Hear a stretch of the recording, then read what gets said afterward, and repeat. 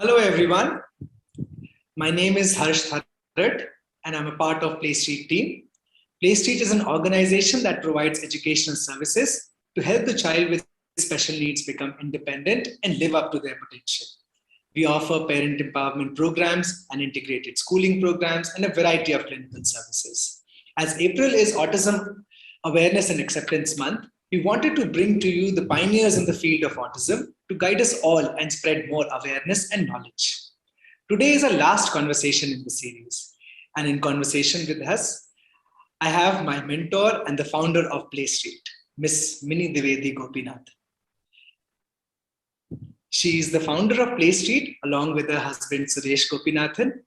Dyutit Gopinathan is their son who is on the autism spectrum, and he has led the journey of PlayStreet through the motto of accepting and understanding the difference of our children and believing in their competence, even if they are non-speakers through speech, but communicate energetically through their emotions, smiles, and play.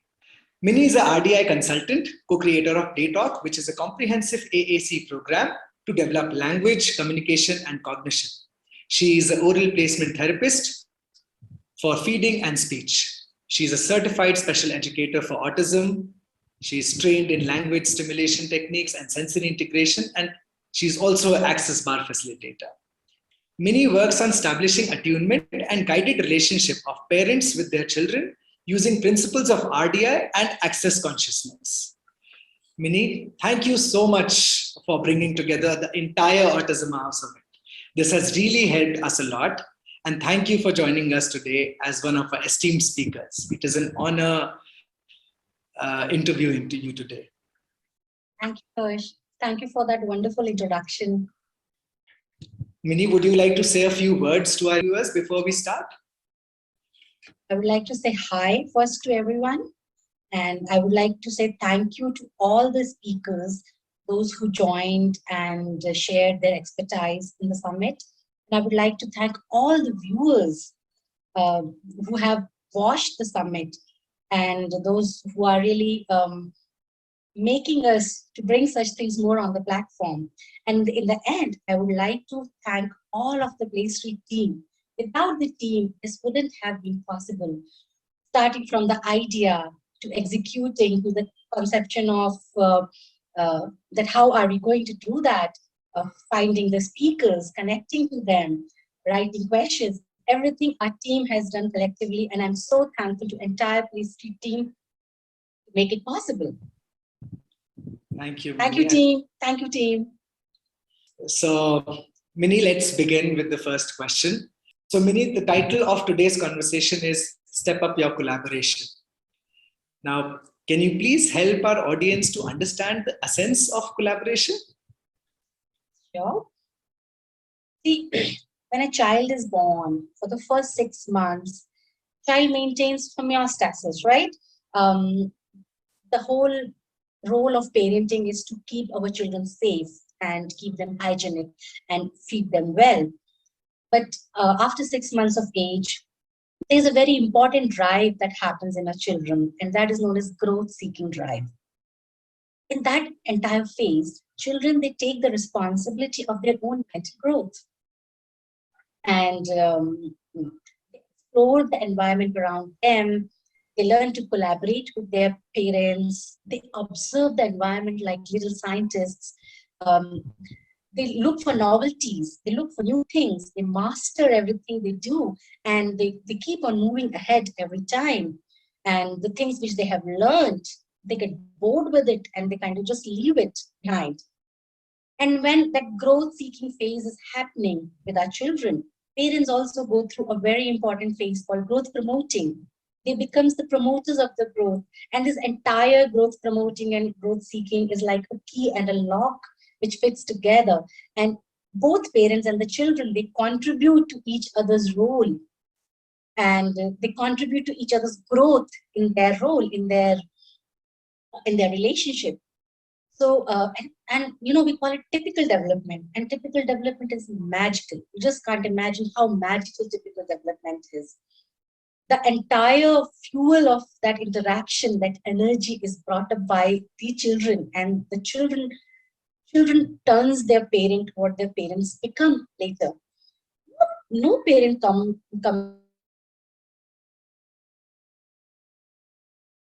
man. I mean, no child comes with a parenting manual. The children only turn their parents what they are. And this entire process is so beautiful, so beautiful. Now, what happens when a child is born with certain vulnerabilities? So the first 6 months of their life is still the same. They maintain homeostasis, and the children take care of them as well, feed them well, keep them hygienic, maintain the hygiene, keep them safe. But when the other children are having a growth-seeking phase, our children tend to be passive. And after some point of time, our children, they end up getting a diagnosis of autism. So the passivity takes over and their growth-seeking drive does not turn on. So they do not provide that fuel that this whole entire rocket of this relationship needs. So what happens? Parents also are not able to get their attention. Parents have to spend enormous time in just getting attention or settle the children. So what happens in an entire process? Children become instructional. They start thinking that they have to eat 24/7 to their children, and they just change their role. The entire relationship changes from parenting to teaching, and this is where the relationship gets and this is where relationship between parent and a child gets affected. Now, I'm not talking about the bond. I'm not talking about the parental bond here, because that is always going to be unique. I am going to touch upon each conversation we had in entire summit and try to see that, okay, what we have learned here, and try to put it in perspective. Kimberly Pathal talked about secure attachment, safety, right? I feel safe. You give safety to my neurological systems, right? And I'm talking about that kind of relationship here. So, essence of collaboration is secured attachment between parent and a child, where parents are able to make children feel safe with them, and that comes not by teaching 24/7. That comes not by instructing all the time, not putting demands all the time, but instead it comes with the attunement. Kim talked about attunement also. So attunement plays a very important role, which happens very automatically when the child does not get does not get a diagnosis. But in our case, this somewhere gets lost because of the changed situations, because of the changed circumstances, because of the vulnerabilities our children are having. So at no point of time here, I'm blaming the parents. Please don't even think that. We are not to be blamed. But to cope up with this new demands the environment has put on us, instead of collaborating, we just start putting a lot of demands on our children and instruct them all the time. So the essence of collaboration is not teaching, but giving time to children to be able to explore their own world themselves and take responsibility of their mental growth. Right. Correct. That makes a lot of sense. So, Minnie, I will move to my next question. What would be the first step of collaborating with the child? What could we do as a first step which we can take so that we can build a collaboration? I think in Julie's interview, Julie said that she believes in changing herself first before trying to change the child. That is the first step. It's easy for us to change ourselves, right? So the first step is that we slow down as much as we can. Slowing down is a process which needs a lot of work to be done on ourselves. Firstly, come out from the mindset of teaching all the time. Right? Let the children decompress. You also decompress. Take your time. Take your me time. Take us time between a husband and a wife. Take family time, sibling time. And I would like to say that whatever I'm talking from the concepts of relationship development intervention, because that is what I do. So the creator of RDI, Dr. Stephen Gutstein and Dr. Rachel Sheely. And at the same time, I would also like to mention and pay my gratitude to Ms. Kamini Lakhani, and she was the first person who talked in the summit. So thank you, Dr. Gutstein, Dr. Sheely, and Kamini. And now let me take this conversation forward. So as I said, come out from the mindset of teaching all the time. The second step is believing in your child. Presume competence. It's very important that we believe that my child is capable of doing it, but he might require extra resources, extra time to process the information, sometimes a little bit extra support, but not the entire platter served, where he is not allowed to think or make decisions or make choices. So these are the first step of collaboration when we work on ourselves. Now, the second step is that how do we interact with our children?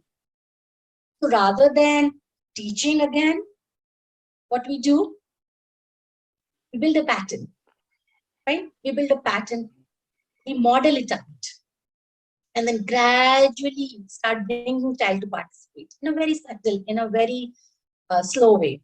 Fine. And when the child starts participating, when child stops feeling threatened, because we are not instructing, we are letting child take the time to make decisions, to process what needs to be done, motor plan, entire thing, what he needs to be done, get awareness of his body.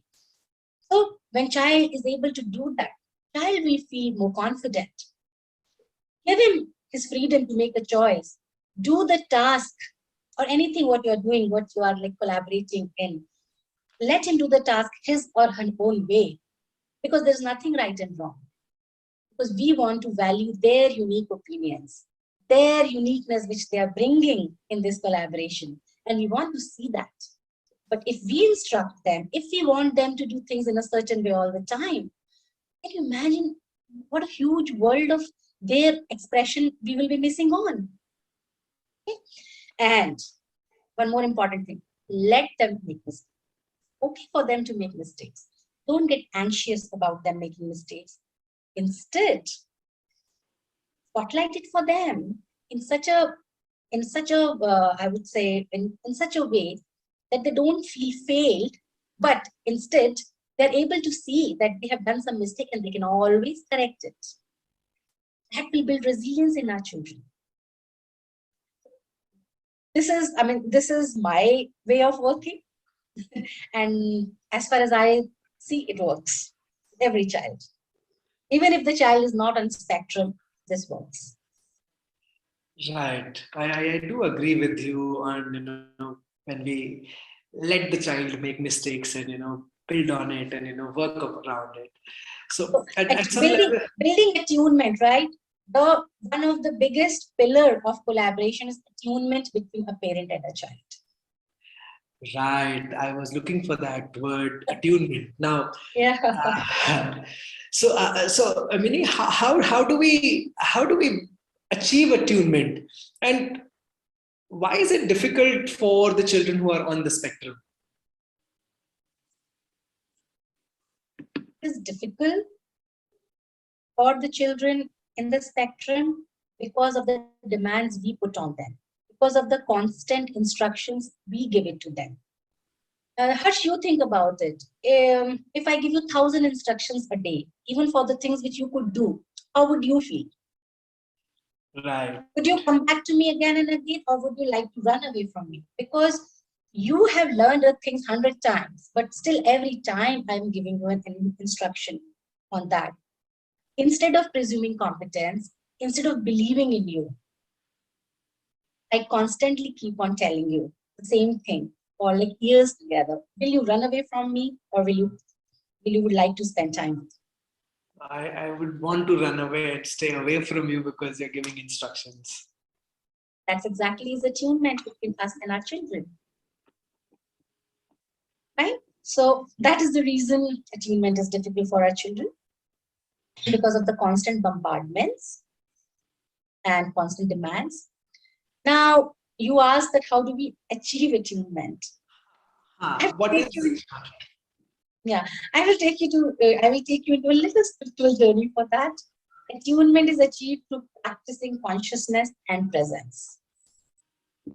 Be completely present with your child. That's very important. It is just 5 minutes. Let it be just 5 minutes. That 5 minutes, look at your child. Give him an eye contact, right? Try to read the facial expressions your child is giving it to you. Because our children do communicate, but the signals which they send to us are so weak, so weak.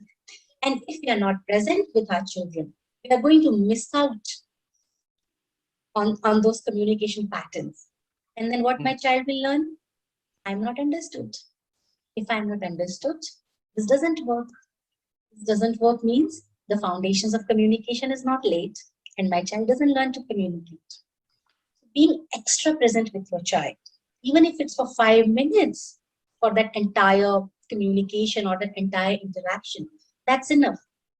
Don't think about your mobile phone. Don't think about your WhatsApp message. Don't think about what I need to cook today. Don't think about what I need to, what tasks pending on my list. Just give those 5 minutes entirely to your child. Be conscious of what you say. Be conscious of your own body language. Be conscious of your own facial expressions. Don't talk too much. Don't talk too much because processing language is really very tough for our children. Right? But talk enough for them to understand and take a step back so that they can explore. They can figure out. Because when they will do more, that entire experience is going to be intrinsic. And the learning is going to be implicit through the context by doing it themselves, not externally. Externally, we can't motivate a child. Intrinsic motivation comes when it happens from inside. Right. True. And of course, lower the demands. I might say this in every answer. Every question you ask, I'm going to say lower your demands. Right, I agree with you. Moving to the next question, Vinny. I read it on one of your posts. You coined the word intent to movement. Can you elaborate on that? What does that mean and what purpose does it serve? See, co-regulation in a typically developing children starts very early at the age of 2 months. And movement is the basis for our children to learn, to develop their neurological connections, right? So movement, as we have learned in entire movement section, that how important movement is for our children's development. Initially, when we work on collaborating with our children, I realize that a lot of our children are having mind-body disconnect. And I think we also heard about it. We had an entire conversations. We had a conversation with Tito. We had conversation with Julie about it. The entire mind-body disconnect. So what happens in that? My body doesn't listen to my mind. In one of the conversations with Cass, we also learned that might be my mind also does not listen to my body. But that's okay. I'm not going to go into details of that. But what happens that my mind knows what needs to be done, but my body awareness is so poor. So because my body awareness is poor, and of course there are sensory difficulties also, I find doing that task very tough, for which I'm collaborating on. So, intent to movement, basically, I coined this term, and because I developed an entire curriculum myself where I integrated movement and co-regulation. What happens that, before I answer that, I have also seen, and I had also done it myself when my child was young. So, for example, I want to do face-to-face with my child. What I would do, I will take my child, drag him in front of me, take his legs, cross it myself, right? And every time my child needs to do something, I end up doing it for my child. So what happens? I am not letting my child explore his body, his awareness, how he has to move his body. Because initially, when we work on movement, it starts with decision making. How should my body orient? In which direction do I need to move? How much to move, right? And that develops your foundations of movement, which, for example, dissociation of my body or my coordination of my body, how much I need to coordinate, right? So how much grading I need to do. So, and this starts happening at a very early age. But what happens, because we, again, do not presume competence, or we do not believe in our children. So what we do everything for our children. We do the entire work. If we are doing the entire work, where is my child getting the experience of implicit learning? Intent to movement was coined at that time, that take a step behind, create a pattern in such a way where my child needs to move, look at you, make an eye contact, fine, decode your facial expressions. So this entire thing is also known as like being in the process, not just be worried about outcomes. If I have to throw the ball, my entire goal is that my child has to learn throwing a ball or catching a ball. That is very secondary. Before that, there's a lot more in between a parent and a child. Like estimating the distance between us, and anticipation that, okay, anticipating that when my mom is going to throw a ball at me so that I'm ready. Right. Okay. Anticipating in which direction my mom is going to throw the ball at me. So I have my body awareness, and I create an intent to move my body accordingly. Because before I move my body, I need an intent. Right. For my intent, I need some kind of motivation, some kind of anticipation. So that's how I think the term was coined. So also, like Shireen was designing a movement program, and she provides it, learning through rhythm and movement. But I realized that before we work on the sequence, timing, steps, right? Intent has to be developed for me to, for a child, to basically be able to do all those tasks. So that is the level 2 of movement. So before that, what comes? My child will be willing to move. My child should be able to understand that how his body needs to move to do something. Something as simple as picking up a glass, or something as difficult as playing with a cricket bat. Foundations required is still the same. I think that's how this term was coined, and basically just to give some kind of support for the mind-body disconnect. Right. I started working on it. Great, Mini. It makes sense, that we can develop intent, and if intent is developed, a lot of things could be built upon it. Mini, you also mentioned in the conversation about co-regulation, and we keep hearing the same words from so many speakers. Can you elaborate on it a little bit? Why is it so important, and what changes does it bring? I asked the same question to Kamini also, if you remember, right? Co-regulation is the most important foundation. And it is the foundations for many other foundations which child requires for the mental development. I'm not talking about the physical growth here. But so co-regulation starts as early at the age of 2 months. And co-regulation is the response based on other person's actions. It quite requires for you to be able to, again, anticipate and understand what the other person is doing, and your response has to be in sync. It's a fluid back and forth that happens between people. Whatever you do, it's fluid back and forth. That too in sync, in context.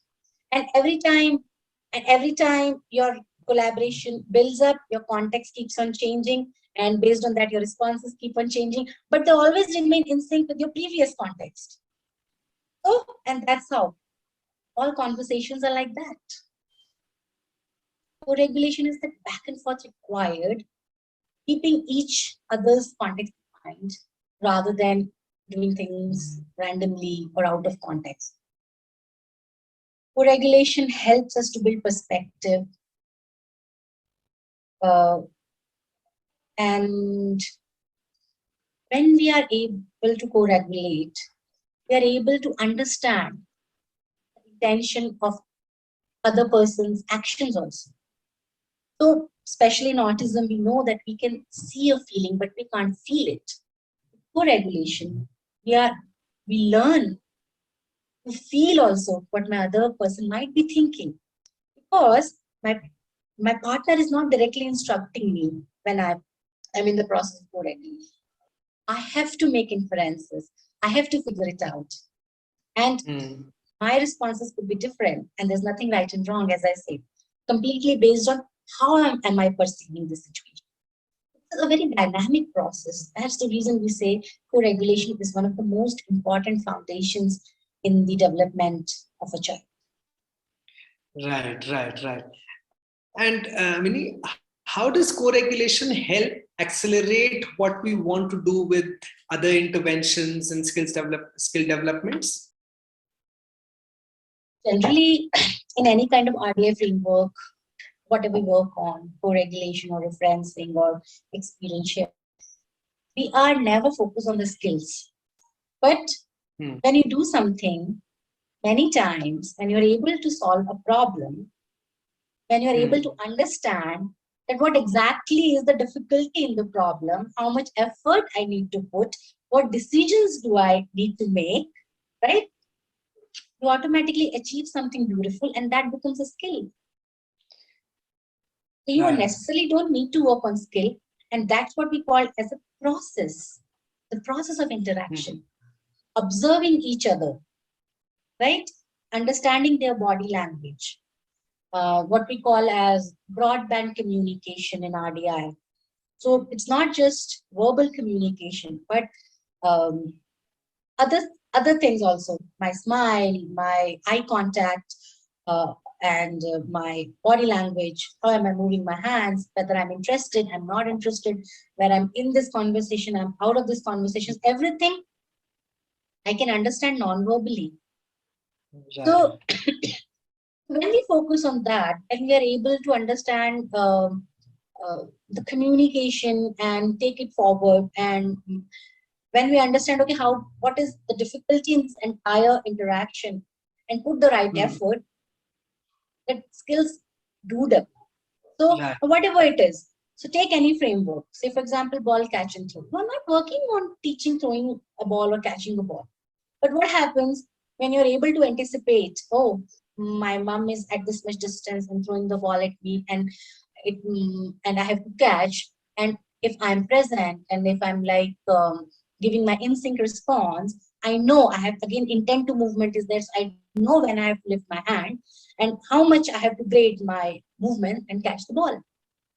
Because that is part of a co-regulation process for me to establish my role. Right. The responsibility I am taking to let this interaction going on.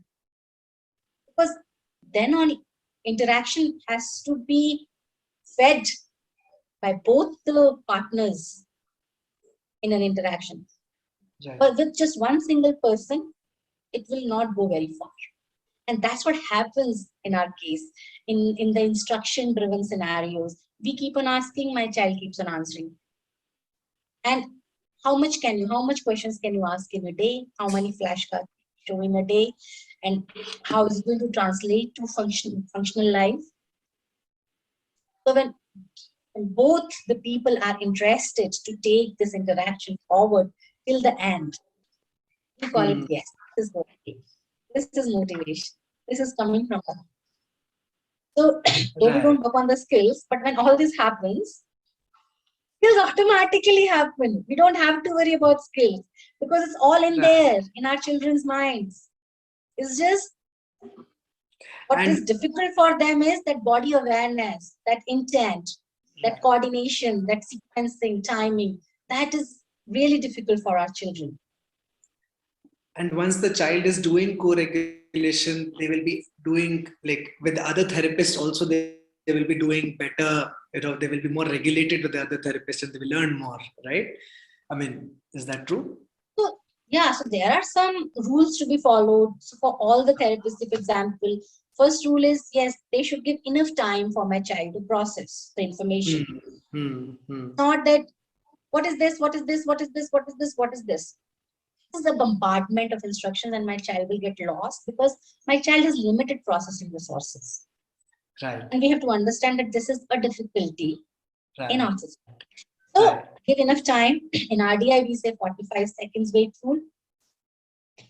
And I've seen that if we wait for 45 seconds, whatever instruction we would have given in the first place, my child actually is able to follow it and do the task what is expected from him to do. If he doesn't do it in 45 seconds, okay, simplify it again and give it again. I mean, it's not a life and death situation anyways, right? But at least give that much time. And that comes from believing the child. That comes from respecting the child. That comes from presuming the competence in a child. Right. The second golden rule is, again, as I said, don't put demands, don't instruct at all. Because the moment we are giving instructions, my child is not using or developing his own mental resources.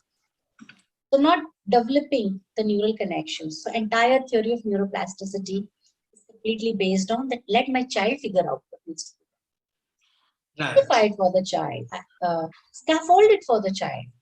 I'm not asking you to challenge his skills. Skills are difficult. But when you do it repetitively, skills develop. Challenge the thinking. So how do my child approach to this problem? Okay. Is my child seeing the other variables? Is he observing the environment? Is he reading my facial expressions and finding some clues from that? This is the process in co-regulation. Wow. Okay, very well explained, Mini. And one more thing I would like to add here is, when child does it himself, it creates intrinsic motivation. And when you tell what to do, child does it. That does not.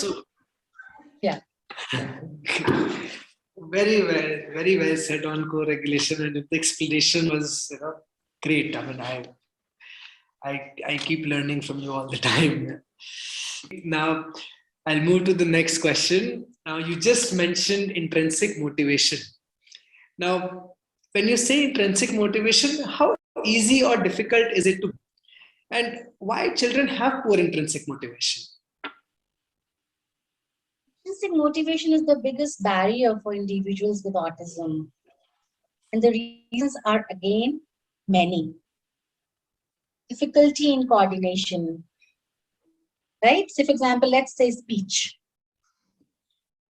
Speech is just not moving your lips and using your voice box. Much more than that. And I'm not going to go into the details of it, right? But the entire coordination required at a gross body and at a fine motor body level, involving so many components, right? It is a very fine motor task, very difficult for our children. And our children have that difficulty in coordination. Or say, for example, writing. Writing, again, is a very fine motor task. It's not just holding a pencil and making the letters. It requires your right posture, perception of letters, memory, recalling those letters from your memory, informing them, right? And of course, I'm not going into the details, but just trying to bring the point here that so many skills are required to be able to integrate it into form to get that one skill from a child. And the example I'm giving is speech and writing. Definitely, our children have difficulty in it. So every time they try, they have a fear that they are going to fail. And when they know that they are going to fail, they don't want to attempt it. And I think it's same for us also. If you ask me to talk in a language which I'm just learning, I will not be comfortable talking in that language in front of so many people because I will have a fear of failure. Fear of failure is the first reason. And then we also don't presume competence, right? We think that our children do not know much, though the case is quite different. Our children actually know a lot. And again, as I told you, again and again, I'm going to bring the same thing. They're constantly instructed. They're made to do tasks again and again for years. Things which they know, and just because they are not able to express it, and that too because we have not given them avenues to express it, we assume that they don't know it. It is very unfair, right? So when we do it again and again, and they have no way to advocate themselves, so what happens? It affects their intrinsic motivation again. It affects their sense of competence. It affects their sense of self. And we don't provide them age-appropriate content. We do things which are very low from their level. The child who's 12 years old, still we are trying to teach ABC or 1, 2, 3 from years together, right? So again, too much focus on the difficulties which they are having. For example, too much focus on speech. Oh, my child has internalist, my child speaks. Whatever he knows does not mean much to me. So what happens? That frustration also builds up because speech is difficult for them. So that's the reason intrinsic motivation is quite poor in our children. And that we are the ones who are contributing to it. We start believing in children, provide them age-appropriate competence, give them avenues to communicate, give them right support, scaffolding, and also a challenge which they have to problem solve on their own. Intrinsic motivation automatically develops, because when we do things ourselves by putting our own effort, we get confidence and a sense of competence. And let life be not just about academics or speech or writing. We got so many topics in this summit to bring the stuff like arts, expressive arts, music, drumming, creative movement therapy, play, right? All that is important for child development at a psychological level, at an emotional level, and also at a motor level, at a cognitive level also. So please create a platter which has variety. Fine. Playing, the child should learn to music, enjoy music, play, some movement, a lot of movement in the naturalistic ways, right? Like aerobics, yoga, running. Let life not be just therapies. Let life not be just speech therapy and occupational therapy. Nothing against speech therapy and occupational therapy here. Why I'm bringing these words? Because these are the traditional approaches which we follow, and the parent really has to put a lot of effort in taking a child to speech therapy, occupational therapy, or other therapies, whatever therapy, and then get goals and then spend an entire day in meeting those goals. And what happens? The life of the entire family revolves around it. Very true. What happens? Very true. The entire reason for doing the therapy got lost somewhere. Very true, Minnie. Very true. I do agree to that. That we have to be playful, and we have to live around, and and make the child play. Yes. So what if therapy sessions are the guiding sessions? And actually, they are the guiding sessions. Therapists are there to help you understand, okay, what my child should be doing at this age, and what are the gaps, and how do I fulfill those gaps in a naturalistic way, in the house environment, in the playground, in the school. So that's what therapists are helping us. And that is what their role is, right? Right. Thank you, Minnie. Minnie, I'll move to the next question. We just talked about co-regulation a few minutes back, and I wanted to know which are the areas of life where co-regulation is helpful.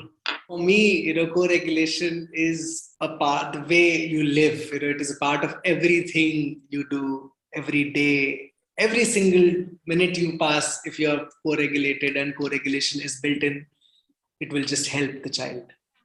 So let it be play, communication, conversations, friendships, maintaining relationships, cooking together, cleaning together, academics, everything becomes easy for our children if we follow the principles of code.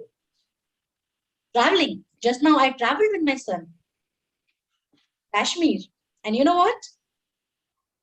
Because we were using co-regulation, we got to see so much from him. So much of independence, so much of exploring the environment. Anxieties were so low. He made friends. He interacted with people in his own way, of course. And that was beautiful to see. True, Minnie. Right. Agreed. So, Minnie, moving from co-regulation and intrinsic motivation and those talks, we'll move to the PlayTalk program. How has PlayTalk program, which is essentially a AAC program created by PlayStreet, has been influenced with the idea of collaboration? Exactly the same answer I will give here. You just asked me before, which are the areas where co-regulation is used. AC is also an area where you have to collaborate on, right? It's not about just asking questions and child answering. So the way AC is used, the child is taught to ask for his need-based things or things which he likes, which are like motivating to him. And mostly that's where the child remains, need-based communication. Other areas which we saw that AEC was used for like asking questions and child answering. Again, the scripted communication. Identifying pictures. This we can do with flashcards also. So then we saw, oh, if AC is going to be the voice of my child, it cannot be just about answering scripted questions or identifying things and being tested all the time. It has to be much more, right? That's where the idea began. That this should be something used in the schools also, so where if people are, if teachers are thinking or the school is thinking that my child doesn't know this much, okay, let my child let my child answer the way which is easy for my child using his device, right? He can type an answer or he can just select an answer, and that becomes his voice, because again, that's how my teachers are going to believe in my child and use the age appropriate curriculum with him. And when the age appropriate curriculum is used, my child is challenged at his level, and that brings intrinsic motivation again. When intrinsic motivation comes, of course, my child is motivated to try new things, resistance gets lowered. So what we did, we said, okay, there is a core. And Sherin has already talked about it yesterday. So I'm not going to go into the details. There's a core which basically takes care of the communication development, the way it happens in the typical development, and as a speech therapist, Sherin has developed it. But then we realized that, see, language and communication goes hand in hand with cognitive development. You require certain amount of cognition for the language you need to use at that time and the kind of communication you need to do at that time. And it has to keep on building every time. I cannot say it's same as the chicken and egg situation. Who came first? I need cognition for my language and I need language for my cognition. So both the ways required to be done together at the same time parallelly. And that's how Core Assist was born. So while we are working on the communication components in a structured way, we're also working on the cognitive components which are required for my child to observe the environment, which are required for my child to observe me and take me as a reference point, and then accordingly give me an in-sync response, which exactly is co-regulation. That's how like collaboration needs to be done. So it's not about asking questions. You can just share your own opinion, and then my child learns about something and also builds a personal agency. Something like that. Okay, I can also have this opinion. I can also share my opinion, and the entire program gives ideation to the child that, okay, how can you do it? So a lot of effort goes in helping the child to understand that, okay, I can do it, develop that cognition. That is the goal of core assist. And then there's a third module called core companion, which assists the core through the principles of RDI, where we actually don't have an outcome in the mind, but again the process in the mind. So we collaborate on something, but I'm giving the voice to my child through PlayTalk. So he's able to use PlayTalk in between, not just to answer me, but tell me something he has observed.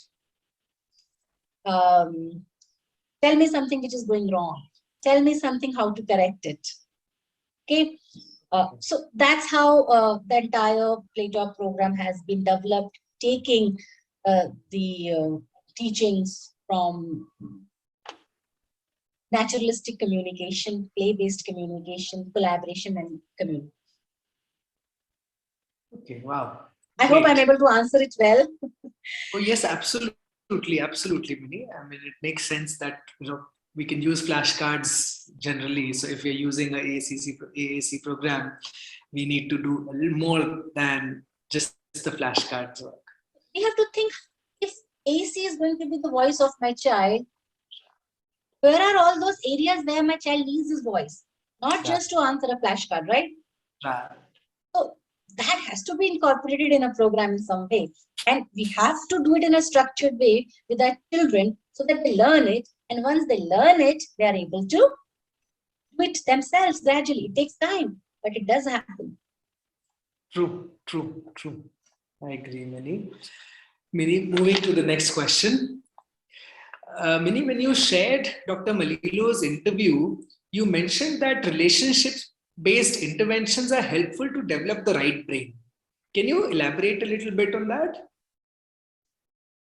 See, as Dr. Malilo himself mentioned, the functions of the left brain, what left brain does and what right brain does. And he very clearly mentioned that the attachment, the safety, the security is the function of the right brain. And especially in autism, we see there's a right brain deficiency.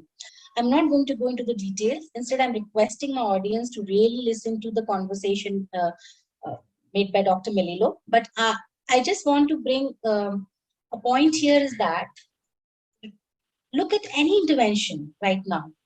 It is actually feeding the left brain. And I think this point was brought into the conversation also. Asking too many questions, working on the memory systems of the child, or working on the data, building vocabulary, right? Or teaching them a lot of steps to do a task. So all this is required by our children, of course, but again, this is a left brain function.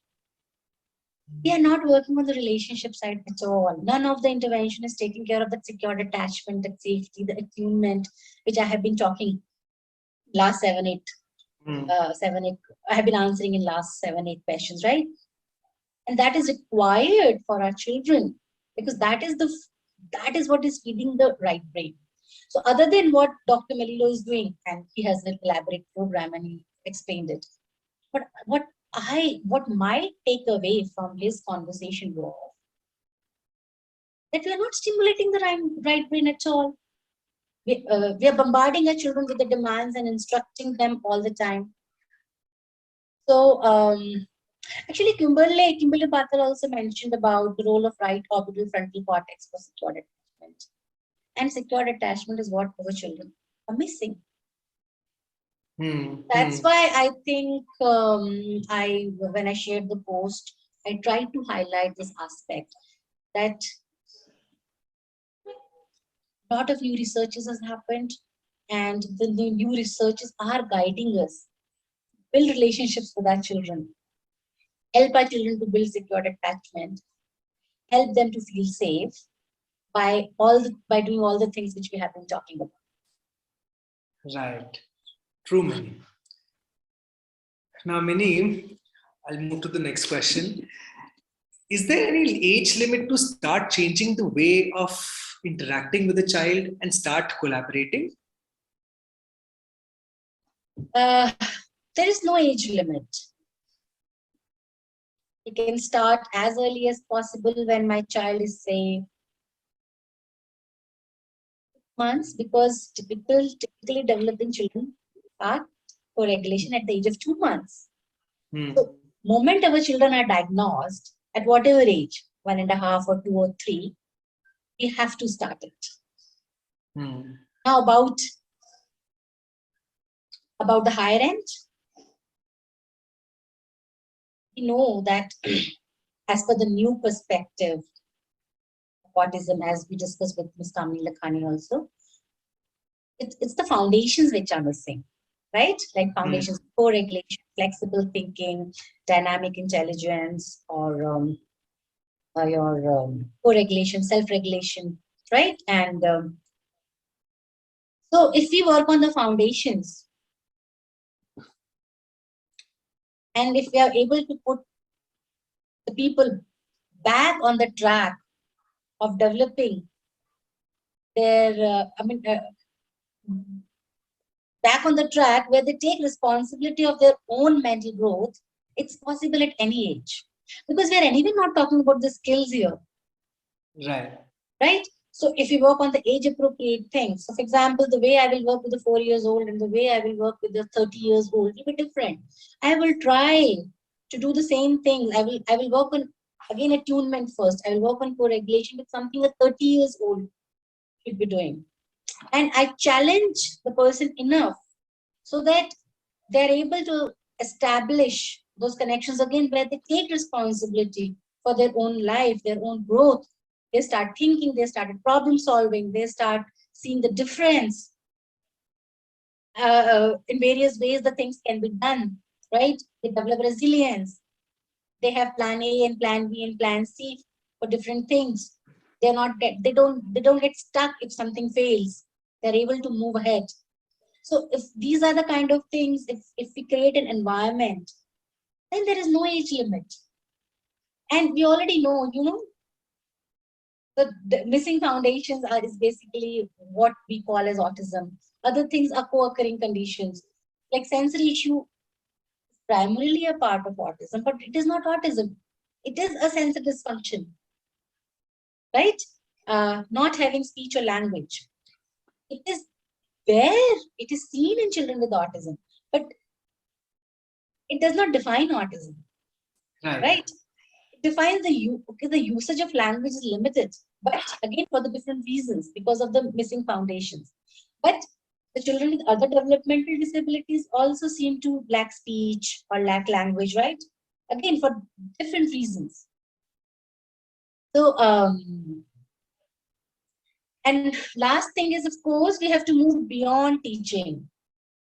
For a 30-year-old child, 30-year-old individual, I would say, not a child anymore. What's the point of teaching the things which you're teaching to a 6 or 7 years old child, right? What you have to do, you have to give real life experiences, right?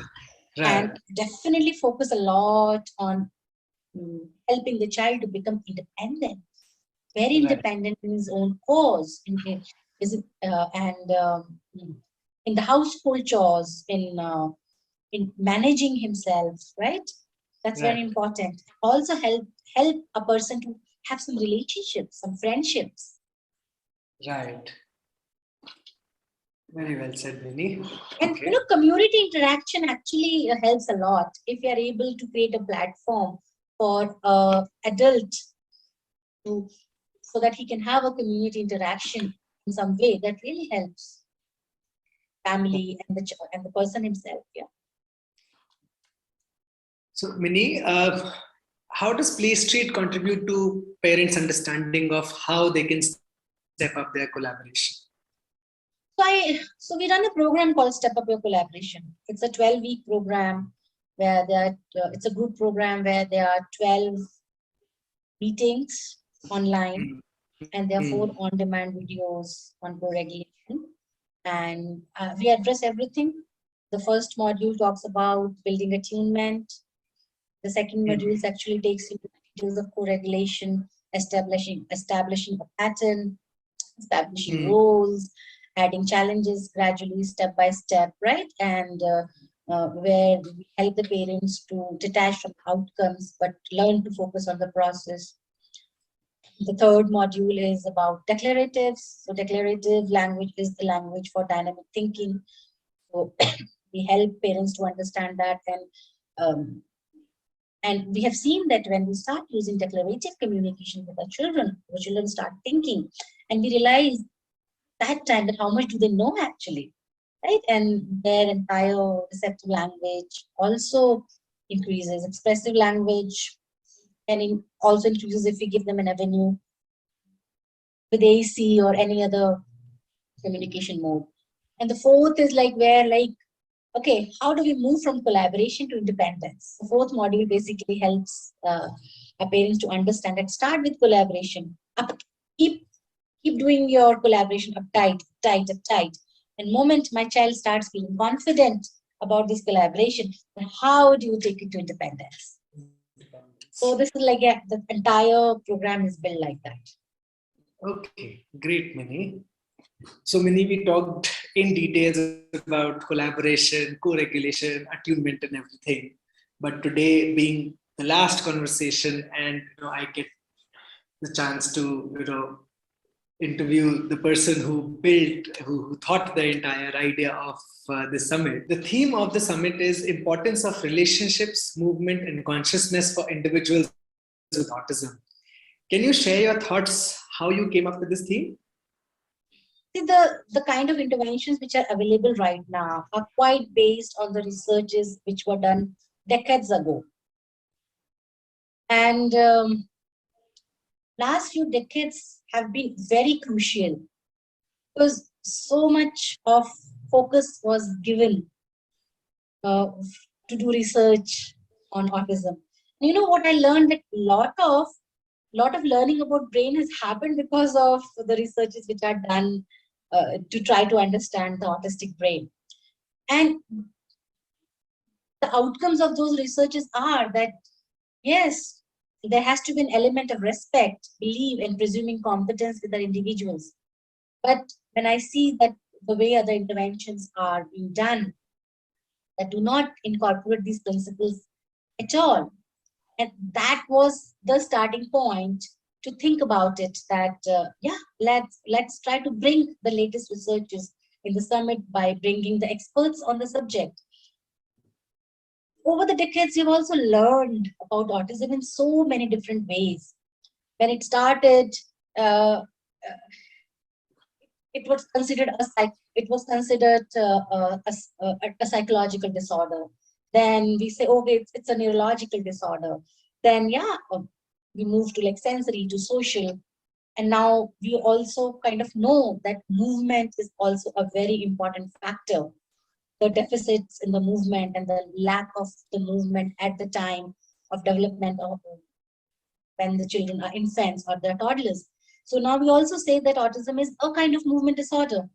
So now when learning all of that, it was required that we put it together for the families to know, okay, so what should be the current trends of intervention and what they should look for and what should we provide to our children.